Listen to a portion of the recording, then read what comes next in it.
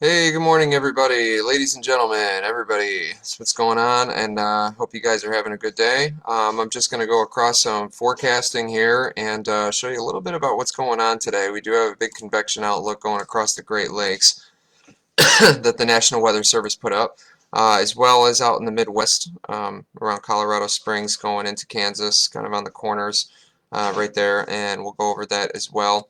Got a big cold front that's going to be blowing through the Great Lakes region as it is right now. And as it's dragging across this convection outlook, we got some building systems that's going to be coming in here. That's going to be forming through about the mid to late afternoon into tonight, into the overnight periods. So that's what we're looking at. It's this stuff here that's going to be really the main threat. This stuff here is just going to be a little bit of these building rain systems here, some scattered showers, things like that going across the region. So that's not really the worry, but it's all this stuff here that's going to be building as it drags along this low pressure system into this front right here and into this convection outlook. Got some outflow boundary lines ahead of this. So just ahead of these fronts here, they're going to have some higher winds. They shouldn't be, really high, but it's going to be a breezy day. It's going to be a little cool. So that's kind of a good thing, with the summer and everything like that. Things are cooling down. But we're going to take a quick look at what is going on. All right, so I'm going to go over to our convection outlooks here. And oh, I already had that on a page. There we go. So this is the categorical look for the convection outlook today. You can see that entire marginal and slight risk going across the Great Lakes region, southern New York, and even some of northern Pennsylvania right there as well. So tornado risk is going to be isolated to that region right there in southern New York and northern Pennsylvania.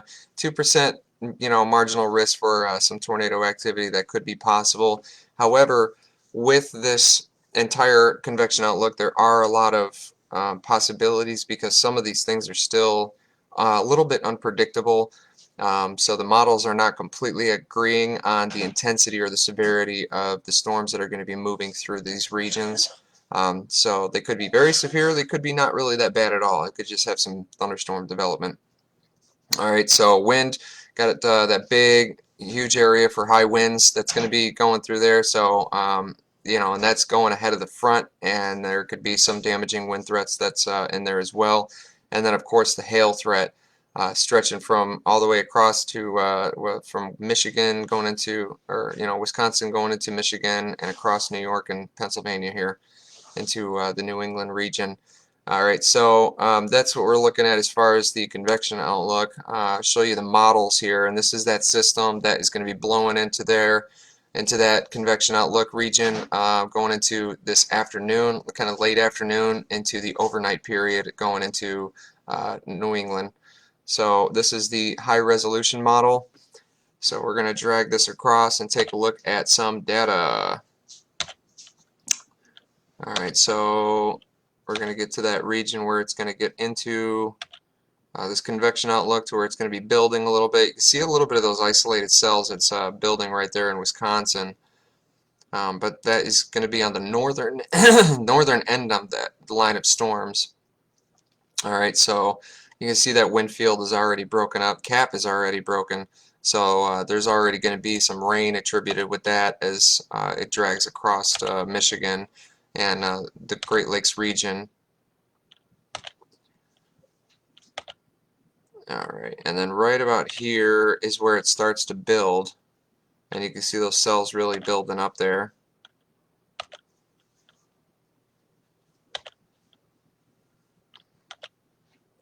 Alright, so this is that line of storms that they're looking at for the potential of severe weather, dragging across that 2% marginal risk for some tornado threat.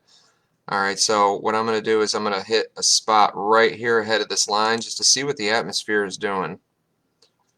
And it doesn't really look that bad. Got a stable wind field, but it's some parts here at mid and upper level, it's a little bit lighter on the wind shear end. It's not very heavy winds, but these here, where you're getting a little bit more dashes on the lines here, that's where those heavier winds are at lower and kind of mid-level winds there. And the lapse rates are not really that favorable today. So let's see. We're going to click one more frame and then click this. And that's where you're getting that marginal tornado risk now. We've got a more or less stable wind field. But it does look like the threat is a little bit on the lower end. Cap is still broken. You know, not a whole lot of moisture going up into the air, but enough to definitely get things moving. And then it seems like it starts to eventually break up and dissipate by the later evening hours. Still got a stable wind field, but you know, that's what it kind of looks like. It looks like a very marginal risk for severe weather. It doesn't look like a very, very high risk. So that's kind of a good thing, you know, because we don't, let's look right here on the southern and northern Pennsylvania. Yeah, it doesn't look like a very high risk for severe weather, but it definitely could, you know, maybe spin up a brief tornado here and there. You know what I mean? One or two here or there, or whatever. But for a short time, it looks like, and it looks like it's going to be relatively small. So I would say that the worst threat that we have with these storms is going to be the high winds, and definitely, you know, some hail possibilities that are going to be in there as well. Because even though this cold front is blowing through, it isn't going to cool things down all that much. Alright, so you can see that cold front, low pressure system way up in Canada coming down, got a low pressure system here going across the Great Lakes region, and that front is going to be kind of just pushing these storms along, keeping them to the south of southern New York and northern Pennsylvania right here, dragging them across. You got some building cells and stuff like that early on in Michigan that are going to be building up, and those isolated cells with the mixed wind field. And that's the thing that I was kind of worried about, is that with the winds, and let me turn the winds on so I can kind of show you what I'm talking about. But if you ever lived in the South, where it's more popular with tornadoes and that kind of weather down there, excuse me, then you can see that right now we're not getting a mixed wind field, but as this kind of continues along through the Great Lakes region, then we're going to get a little bit of wind shear that's coming from the south and eventually from the west as well. And when you get two wind shears that kind of intermix into those, then that can get thunderstorms rotating. That can be enough to get them rotating and maybe spin up a brief tornado here or there. So that's considerably what they're worried about, is the mixed wind shear that's going to be coming up that can get, you know, storms rotating, especially if you have some supercell development in there. Then, you know, that supercell development, you know, it's really dependent on that wind shear. You got to have that wind shear. So if you got a mixed layer wind shear that's coming from the west and the south, that is sufficient enough to get thunderstorms rotating and building into supercells, and that could drop, you know what I mean, a brief spin up tornado here or there. So that would be that 2% marginal risk that you're seeing here as far as the tornado threat is concerned. Irregardless, it's going to be higher winds ahead of the front, and then you have an outflow boundary line here, so that means that there's going to be downward pressure. You know, there's going to be some building in here of those cells. It's going to give them the sufficient energy that they need to really build up and strengthen up a little bit. So as it continues along, there could be some spin up with that mixed wind field, and you can't see the wind field on on the pivotal weather model, and that was, you know, that's the only thing that's going to be a little bit difficult. I mean, maybe you could, but let me see here. Okay, bulk shear. Let's look at 0 to 6 AGL. So now we're looking at, but you can see those purples right there. You got that really high wind shear that's in there, and that is pretty sufficient wind shear. But I'm going backwards now in time, and you can see those reds that are popping up right there. That is peak wind shear right there. Those are high levels of wind shear that's going to be blown across the Great Lakes region, and so that's really given, and that looks like it's kind of behind the front and as well as in the front of the front.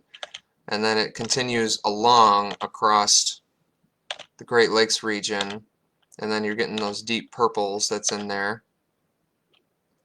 So it's more than enough wind shear to be able to Okay, so now you're seeing this here. You see these little tags here where you're getting a little bit of that mixed wind that's coming in here. So you're getting wind from the west and you're getting wind from the south kind of blowing in here.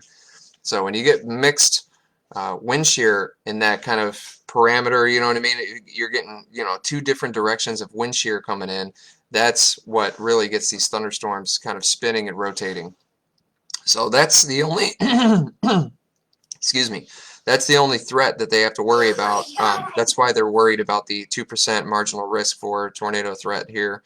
That's something that we're going to have to keep an eye on. Energy helicity index, we're going to go to 0 to 3 AGL. Not too bad right there as far as that is concerned. Let's go to lapse rate 7 to 500 millibar. Alright, so you can see there, yeah, a little bit of lapse rates right there. Mixed layer cape. Let's go to most unstable cape and see what it looks like. Alright, so we're getting a little bit of that cape that's going in there. Not a whole, it doesn't look like a whole lot of cape in that area, but that could continue past this point. Right now we're looking at on the 9th, 07Z hour, or I'm sorry, 913, I'm sorry, 913.07 hour. So that's going to be going into tomorrow. All right, and that cape could continue along behind it, but it could be kind of feeding some of that energy in there to get those storms really building up. And then back here, of course, then we got some higher cape levels. Out in the west, it looks like there's a little bit of that cape that's building up right here. And that is where our other convection outlook is at, going from Colorado into Kansas right here. So we're getting a little bit of those cape buildups right there. You see that dark blue with that lighter kind of shade of gray right there and stuff like that. That's a little bit of the higher cape levels where it can become a little bit unstable as far as that's concerned. We can have some building cells in there as well. Maybe being able to spin up you know, something, but I think the tornado threat out here is a lot less than what we're looking at out here. So I would say that the highest worry as far as the Storm Prediction Center has it, we're looking at wind and hail. Wind and hail threat, thunderstorm buildup, and wind and hail is going to be primarily out there in the west. But that tornado threat is just kind of isolated over southern New York and northern Pennsylvania as far as that's concerned there. And so we're looking at the temperatures are in the 70s up here and the 60s in some of these areas. So still kind of warm. Our dew points here are already over 60, high 50s in high Pennsylvania, 60s out in New England. So that's going to give that sufficient moisture to you know, to really build up thunderstorms and get them on the severe ends in some places here and there. I've got about 1,000 in Cape right now. It's a little early on, so this is live data. It's a little bit early on right now, so these Cape levels are eventually going to change as this continues along the front from out here and then moves into our area over here in the northeast. Those Cape levels are going to change. Really high wind shear. We're looking at about 60 knots of wind shear blowing through the northeast, all the way from the Midwest, really. And that wind shear is pretty strong, and that's enough to really ramp up some severe weather. Surface vorticity just really isn't here, but it's a little north of us. Supercell composite is not there right now. Tornado parameter is not there right now. But all these conditions can change later on through the day. You're already seeing that LCL starting to lower up around the Great Lakes region, 500s to 750 millibar. So that's moving into the area, and that's going to be sufficient for a little bit more of that instability. But all these conditions can change between now and the late afternoon going into tonight and in the overnight period when these storms come rolling through, as this is live data. So let's look at surface-based CAPE in these areas here. So the surface-based CAPE doesn't really look that bad. So that might be a limiting factor as far as the that might be a limiting factor as far as the severe weather is concerned. So going into this, let's take a look at what this severe weather model says. Yeah, basically the same thing. Marginal tornado risk. Tornado risk is on the lower end. That's here, but it isn't zero, so that is something to be concerned about a little bit. Got a kind of a stable wind field down here, and then it just kind of lightens up near the mid-level and upper level. So there is some wind shear that is here that's going to be prevalent, and that could be exactly what these storms need just to get them ramping up and rotating a little bit. So a brief spin-up tornado or two couldn't be ruled out in this area going into the New England region. So that's something to, and it's going to be kind of on the southern tip of this as it kind of continues along. That's usually where they form at, especially in these regions where you're getting these deep reds where that heavy torrential rainfall is going to be there.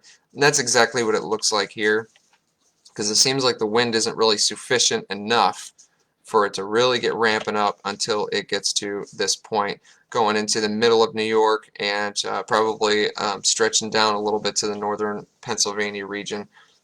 And that could be possible, but yeah, the tornado, I mean, but that's the thing, the tornado threat is kind of, you know, mixed as far as what we can tell. So it's kind of hard to be able to tell, really.